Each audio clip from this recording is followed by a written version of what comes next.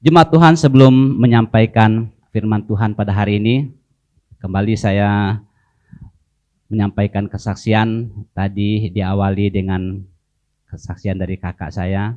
Bersyukur karena dukungan mereka yang begitu luar biasa dalam kehidupan kami sekeluarga. Dan mereka datang untuk berdoa bersama-sama. Kami di ulang tahun yang tidak muda lagi, yaitu sudah 50. Bersyukur untuk kebaikan Tuhan, dukungan jemaat dan dukungan keluarga, istri dan anak yang mendoakan, memberikan kekuatan kepada saya sehingga melayani Tuhan dengan kekuatan yang masih ada. Saya berjanji dalam hidup saya memberikan yang terbaik kepada Tuhan sampai akhir hidup. Kalau Tuhan masih memberikan kekuatan, masih tetap melayani Tuhan. Itu adalah doa dan harapan saya supaya Tuhan memberikan kekuatan untuk melayani Dia. Dan untuk menanti secara khusus mempercepat kedatangan Sang Raja. Itu adalah tema Gereja Kemah Injil. Masih ingat tema awal bulan? Saya yang khotbah saya lupa ya. Mungkin jemaat ingatkan saya. Apa khotbah minggu pertama? Aduh, kena pakai masker ya susah saya nebak bibirnya sedang mengungkapkan apa. Tapi ya, mempercepat kedatangan Sang Raja. Enggak apa-apa, maskernya ngomong aja, yang penting jangan sampai inilah keluar maskernya. Yang kedua, pada minggu yang kedua tentang kebahagiaan hamba yang setia. Yang penting merempet lah, saya akan meluruskannya. Kebahagiaan hamba yang setia. Yang minggu ketiga, berjaga-jaga menanti. Gimana mau berjaga-jaga, udah lupa ini. Berjaga-jaga menanti kedatangan Sang Raja. Udah keterlaluan ini kalau minggu lalu enggak ingat ini. Minggu keempat temanya tentang apa? Bertanggung jawab terhadap harta. Pakai budaya apa ya? Iya. Pasti kita mengingatnya, oh waktu Bali saya berdoa untuk Bali dan saya berpakaiannya Bali dan ingatnya tentang bertanggung jawab terhadap harta. Dan hari ini di minggu terakhir bulan misi ini adalah bagaimana melayani Sang Raja. Karena Tuhan melayani saya, maka saya melayani. Coba anehkan.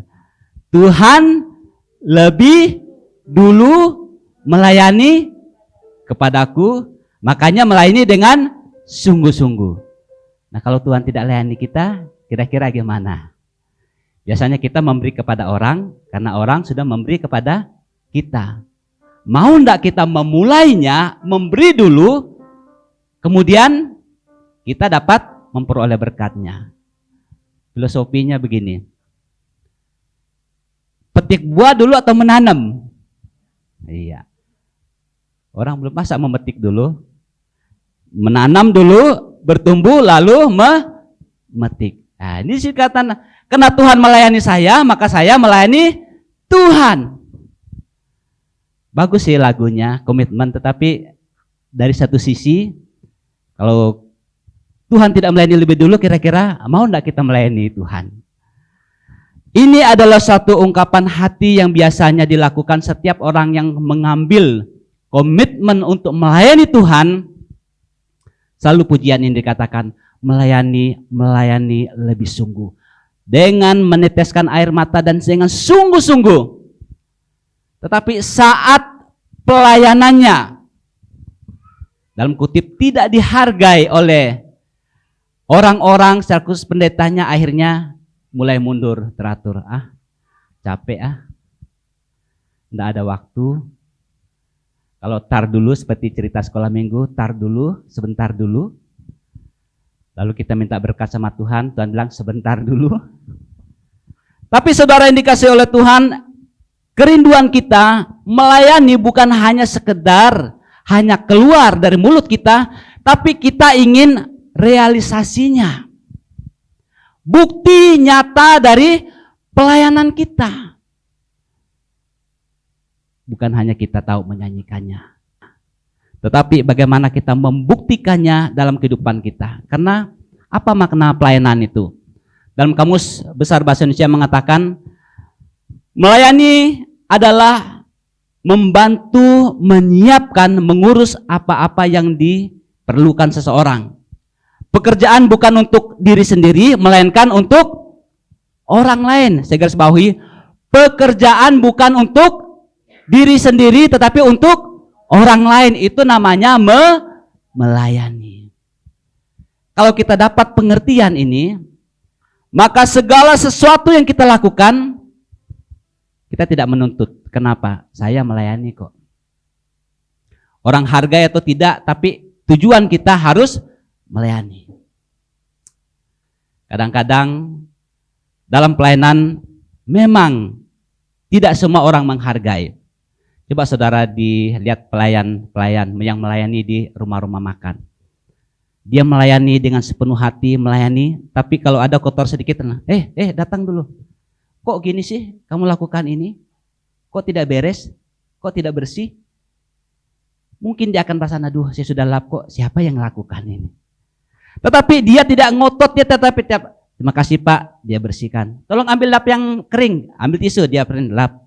Silakan. Tapi dia tidak marah, tapi dia mengerjakannya. Kenapa? Namanya dia melayani. Entah orang puji atau tidak memuji dia, tetapi dia tetap melayani. Itu artinya namanya melayani. Artinya kalau kita aplikasikannya dalam kehidupan kita, kita katakan saya melayani Tuhan, melayani Sang Raja kita, dipuji atau tidak dihargai oleh orang, tapi yang menghargai itu adalah yang punya pelayanan Tuhan kita. Tugas kita adalah melayani. Ini adalah konteks dari Kamus Besar Bahasa Indonesia. Nah, kalau kita sudah katakan, kamu kemana pelayanan? Oh, puji Tuhan. Tuhan pasti menghargai pelayanan kita. Manusia mungkin tidak menghargai, orang-orang tidak menghargai pelayanan kita. Yang jelas, Tuhan pasti menghargai pelayanan kita. Kenapa? Apa alasannya kita melayani? Efesus 2 ayat yang ke-10. Kita baca. Efesus 2 ayat yang ke-10, 1, 2, 3. Karena kita ini buatan Allah, diciptakan dalam Kristus Yesus untuk melakukan pekerjaan baik yang dipersiapkan Allah sebelumnya. Ia mau supaya kita hidup di dalamnya. Saya garis bawahi, alasan kita melayani karena kita ini buatan Allah, diciptakan oleh Allah. Tuhan mau kita melayani dia. Tujuannya untuk apa? Melakukan. Ini yang penting. Melakukan apa? Kok takut-takut? Pekerjaan baik. Ya, tugas kita. Melayani artinya kita harus melakukan pekerjaan yang baik.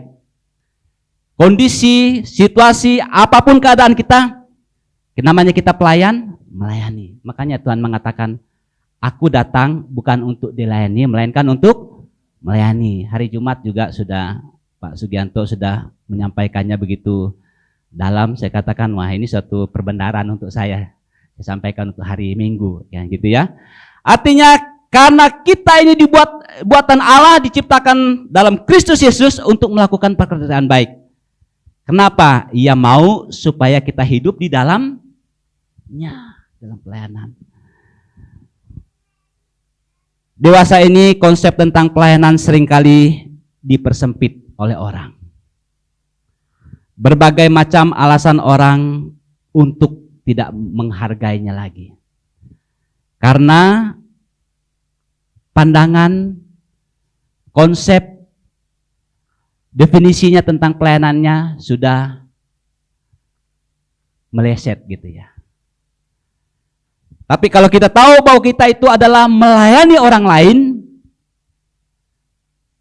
maka kita akan tahu siapa diri kita, bukan dilayani. Melainkan kita itu datang untuk melayani. Bukan hanya jemaat, banyak juga mungkin hamba-hamba Tuhan salah konsep. Sehingga datang di suatu tempat, tidak seperti yang dia pikirkan, akhirnya sudah mulai mundur. Manusia, hamba Tuhan juga mungkin punya konsep yang demikian. Tapi kalau kita mengerti bahwa kita sedang melayani Sang Raja kita, yakin dan percaya. Satu saat sang raja itu akan datang seperti minggu lalu, bahwa ada yang dikasih 5 talenta, ada yang dikasih 2 talenta, ada yang dikasih 1 talenta, dan mereka harus mempertanggungjawabkan harta tersebut. Kita tidak boleh cemburu. Oh, si A banyak, saya kurang. Tetapi dia memberi kepada semua orang. Ini saya garis bawahi. Bahwa Tuhan itu adalah memberi kepada semua orang. Tetapi itu diberikan kepada mereka sesuai dengan kemampuan. Garis bawahi ya. Diberikan sesuai dengan kemampuan. Kalau Tuhan memberi itu kepada kita, berarti Tuhan tahu itu adalah kemampuan kita. Tuhan tidak salah dalam hal memberi. Dia memberi itu karena dia tahu kita punya kemampuan untuk di situ. Yang jadi persoalannya adalah ada yang menjalankannya, ada yang menanamnya. Berarti kita punya kemampuan sebenarnya. Tuhan kita katakan, dia tidak katakan saya memberi 5, saya memberi 3, saya memberi 1, ada yang saya tidak kasih, tidak. Tapi semuanya diberi. Tapi mereka bertanggung jawab akan hal itu. Jemaat yang dikasih oleh Tuhan, ini menarik dalam kehidupan kita, bahwa kita harus melayani dengan kemampuan yang Tuhan berikan kepada kita. Kalau kita sudah fokus dengan yang Tuhan berikan kepada kita, dikembangkan, dia akan menambahkannya. Ingat ya, garis bawahi, bahwa kalau kita punya kemampuan untuk mengembangkannya, Tuhan akan menambahkannya. Dan kalau kita tidak mau melaksanakan hal tersebut, tidak mau menjalankannya, dikatakan diambil daripada kita. Saudara yang dikasihi oleh Tuhan, perikop ini jelas menunjukkan kepada kita bahwa setiap bentuk pelayanan kita, segala sesuatu yang kita lakukan itu Tuhan memperhitungkannya. Pada ayat yang ke-32, 33 dikatakan, lalu semua bangsa dan dikumpulkan di hadapannya, dan ia akan memisahkan mereka seorang daripada seorang, sama seperti gembala yang memisahkan kambing dan dombanya. Ayat 33, ia akan menempatkan domba-domba itu di sebelah tangan kanannya. Artinya saudara yang dikasihi oleh Tuhan, Tuhan memperhitungkan segala sesuatu yang kita lakukan. Yang menjadi perhitungan kita dalam melayani Sang Raja, hal-hal apa yang harus kita perhatikan, kita butuhkan dalam kehidupan kita. Saya ada tampilkan, mari kita bacanya bersama-sama ayat 35 dan 36. 1, 2, 3. Sebab ketika aku lapar, kamu memberi aku makan. Ketika aku haus, kamu memberi aku minum. Ketika aku seorang asing, kamu memberi aku tumpangan. Ketika aku telanjang, kamu memberi aku pakaian. Ketika aku sakit, kamu melawatnya aku. Ketika aku dalam penjara, kamu mengunjungi aku. Dari semua kalimat ini saya simpulkan bahwa dalam melayani Sang Raja, harus yang dibutuhkan adalah kesetiaan kita dalam melayani. Setia. Kata setia ini enak didengar dan sangat dibutuhkan. Tapi kadang-kadang realisasinya agak susah. Apa ciri-ciri orang yang setia dalam pelayanan? Dikatakan apa ciri-cirinya? Lanjut. Ciri-ciri seorang pelayan yang setia adalah motivasi pelayanannya, dia apa? Menyukakan Tuhan, hati Tuhan. Ini motivasi pelayanan. Ciri-ciri seorang pelayan yang setia itu dia melayani Tuhan, bukan melayani manusia. Saya sudah katakan di awal, kalau kita mau menyenangi seseorang, kita melayani. Kalau kita mau dipuji oleh seseorang, kita melayani. Saat kita tidak menerima hal tersebut, kayaknya pelayanan itu menjadi satu beban yang sangat berat bagi kita. Capek saya tidak ada waktu, saya ngantuk, tidak ada kesempatan. Karena apa? motivasi pelayanannya sudah beralih. Tetapi apabila kita menyukakan hati Tuhan, apapun yang terjadi dalam kehidupan kita tidak mengurangi sedikit pun semangat kita untuk melayani Dia. Kenapa? Menyukakan hati Tuhan. Saudara, kalau saudara mau menyukakan pasangan saudara, saudara akan berjuang melakukan apa saja. Yang penting keluargaku senang, istriku senang, suamiku senang, kita pasti melakukan hal yang luar biasa. Tujuannya untuk apa? Menyenangi orang yang kita hargai. Orang tua, karena dia sayang sama anaknya, dia harus bekerja, orang katakan banting tulang. Tujuannya untuk apa? Anaknya, biaya sekolahnya, lesnya, jajannya, bajunya, mainannya, dan lain sebagainya. Anak itu, dia senang menerima, dia tidak tahu bagaimana jerih payah orang tuanya bekerja. Saya setelah jadi orang tua, baru saya menyadari gitu ya. Orang tua saya selalu katakan kamu berbuat ini, berbuat itu dan sebagainya. Saya berpikir kok orang tua saya kok disiplinnya begitu hebat ya. Kok enggak mengerti zaman anak-anak gitu. Saya mau bebas gitu. Itu yang saya lakukan. Pokoknya mau melakukan sesuatu. Orang tua enggak usahlah dikte-dikte. Saya tahu apa yang saya perbuat gitu kan. Waktu dipanggil diam aja. Pokoknya fokus dengan kegiatan. Saya katakan kalau orang tua mama saya ngomong, saya katakan mama saya galak gitu. Tapi setelah saya jadi orang tua, kembali anak saya melakukan seperti apa yang saya lakukan. Saya panggil dia, dia diam. Panggil dia diam. Nak, kamu dengar bapak panggil jangan sampai 3 kali baru kamu nyaut gitu ya. Tapi saya ingat, kemungkinan anak saya katakan, wah bapak ini galak kali ya. Bapak ini tidak mengerti dunia anak-anak. Tapi lo saya bayangkan, aduh kasihan bapak saya, mama saya ya. Dulu saya salah menilai mereka gitu ya. Kita melayani itu adalah menyukakan hati Tuhan. Segala sesuatu hidup kita, keberadaan kita, kita menyukakan hati Tuhan. Kalau kita menyukakan hati Tuhan, pasti Tuhan tahu apa yang Dia perbuat untuk kita. Ibarat seorang tua, kalau anaknya menyukakan hatinya, dia senang, dia berbuat sesuatu baik supaya hati orang tuanya baik luluh. Pokoknya orang tuanya apapun yang dikerjakan yang penting anaknya bahagia, kan begitu.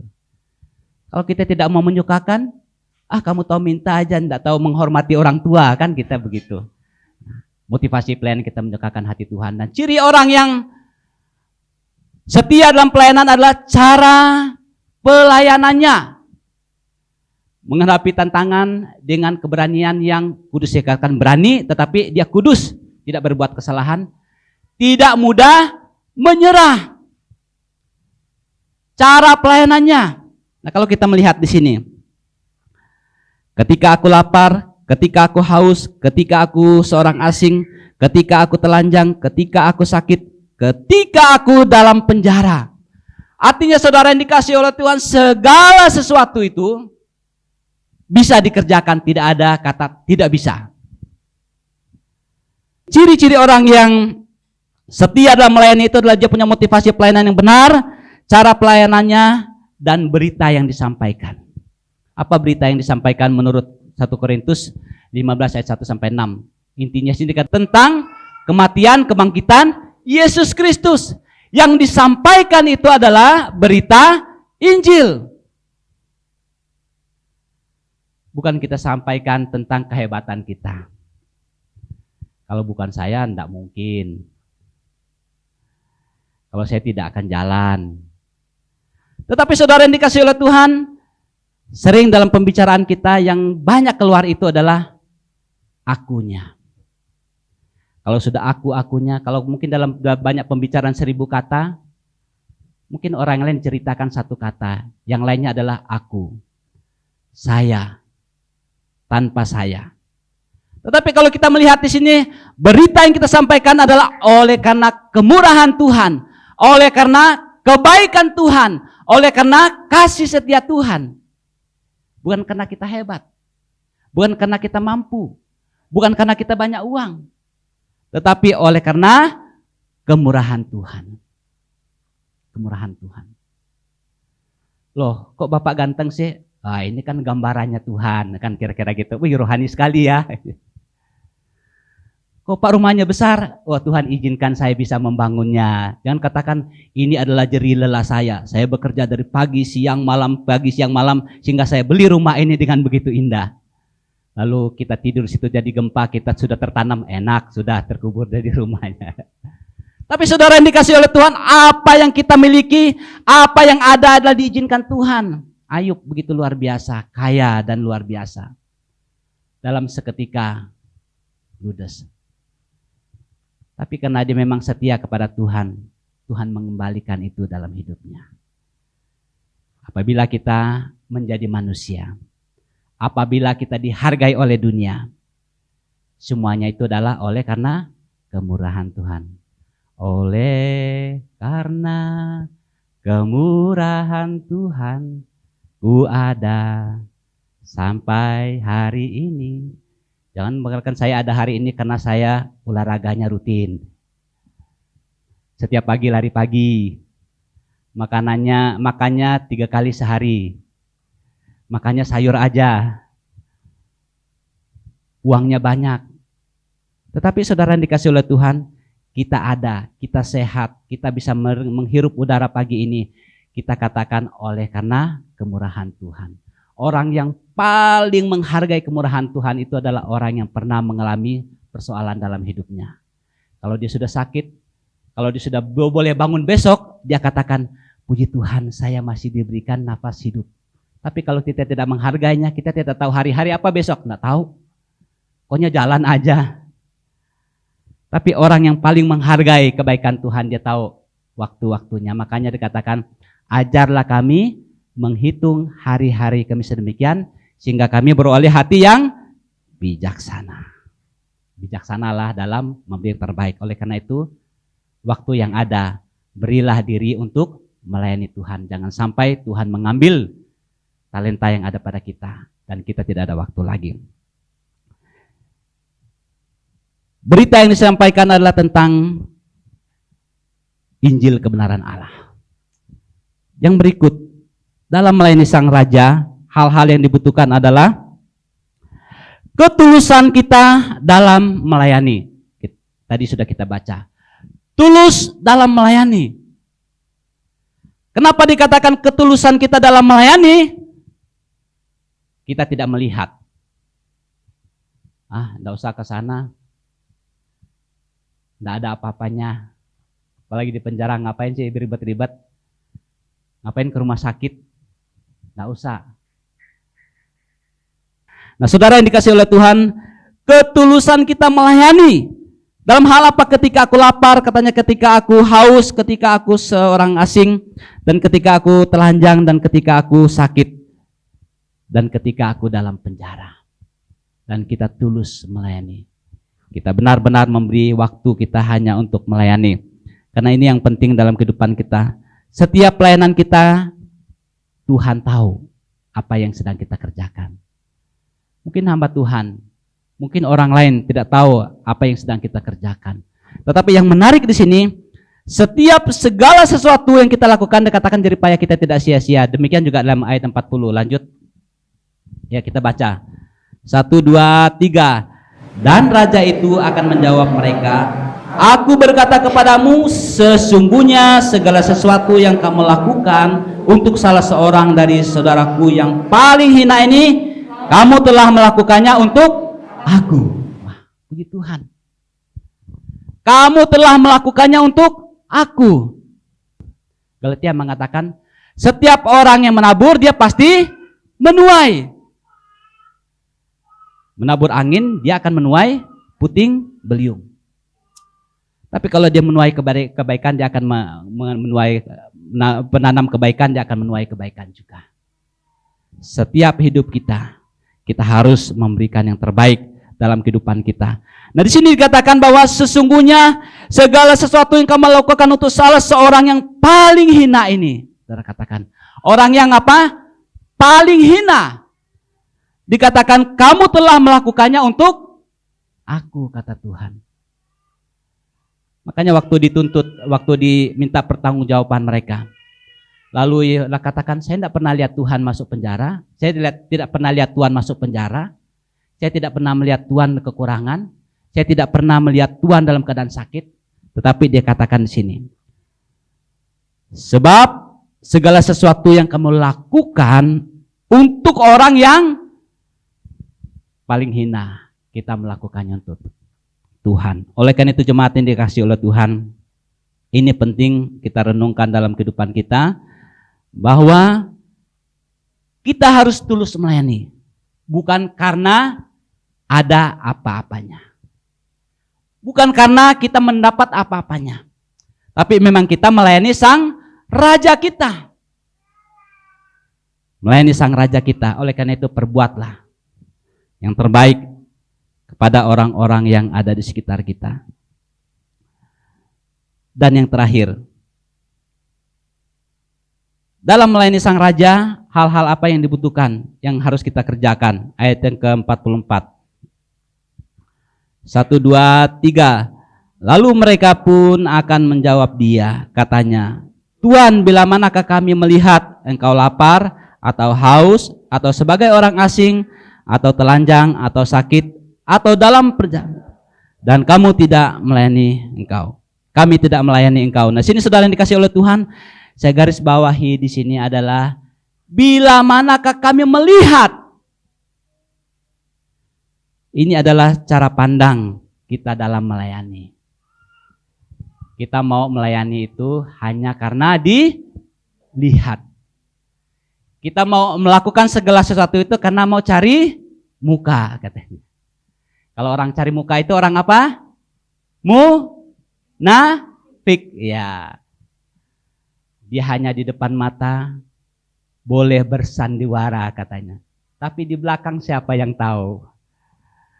Di sini senyum, di sana pun senyum. Samping kiri senyum, samping kanan. Kok orang ini bermuka dua ya? Oleh karena itu saudara dikasih oleh Tuhan, cara pandang kita dalam pelayanan tersebut. Kalau kita memandang bahwa pelayanan ini kita sedang melayani Sang Raja kita, maka yang harus kita tahu adalah pada suatu saat kita akan menuai apa yang kita kerjakan. Sehingga saat harinya Tuhan datang untuk menjemput kita, makanya kita akan mempertanggungjawabkan segala sesuatu yang kita sudah lakukan. Makanya dikatakan ada kambing dan domba, sebelah kanan dan sebelah kiri. Bagaimanakah dalam kehidupan kita sebagai anak-anak Tuhan? Apakah waktu Tuhan datang menjemput kita, kita menjadi orang yang setia?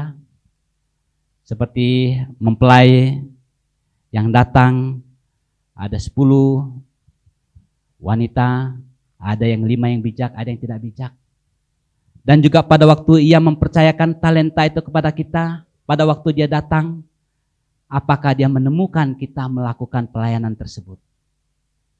Dan juga di sini dikatakan, apakah kita melayani karena kita mau dilihat oleh orang?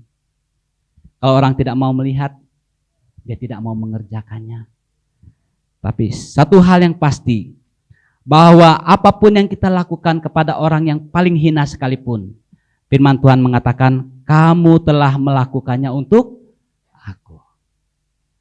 Melayanilah dengan sungguh-sungguh, memberilah diri sungguh-sungguh untuk menikmati persekutuan dengan Tuhan, sehingga waktu Tuhan datang, kita katakan, engkau bersama-sama dengan aku dalam suatu perjamuan yang sangat luar biasa.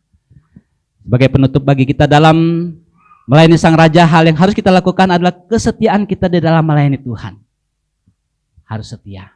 Seperti Tuhan Yesus setia, setia, setia sampai mati. Ketulusan kita dalam melayani Tuhan. Apa kita melayani dengan tulus dan mau menerima pujian. Yang terakhir adalah apakah kita mau melayani karena kita mau dilihat oleh manusia.